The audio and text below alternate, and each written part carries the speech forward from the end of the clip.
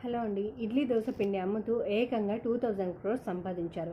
ID food సంస్థ అధినేత ముస్తఫా గారు 50,000 పెట్టుబడితో ఇడ్లీ దోశ పిండి తయారు చేసి ప్యాకింగ్ చేసి దగ్గర ఉన్న 20 షాప్స్కి సప్లై చేశారు. స్టార్టింగ్ 100 ప్యాకెట్స్ టార్గెట్ పెట్టుకున్నారు. ఈ టార్గెట్ రీచ్ అవ్వడానికి దాదాపు 9 months పట్టింది. కేరళలో తనకున్న ల్యాండ్ని కూడా అమ్మేసి ఇడ్లీ దోశ అలాగే పరోటా కూడా స్టార్ట్ చేసి 300 షాప్స్తో టైఅప్ అయ్యారు. రెస్పాన్స్ బాగుండటంతో అది చూసి 2017లో విప్రో కంపెనీ అధినేత అజిమ్ ప్రేమ్జీ ఏకంగా 170 crores ఇన్వెస్ట్ చేశారు.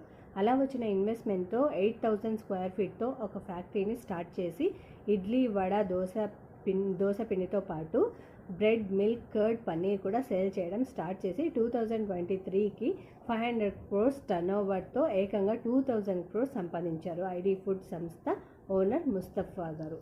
ఈ ఇన్ఫర్మేషన్ కానీ మీకు నచ్చినట్లయితే లైక్ చేయండి, షేర్ చేయండి.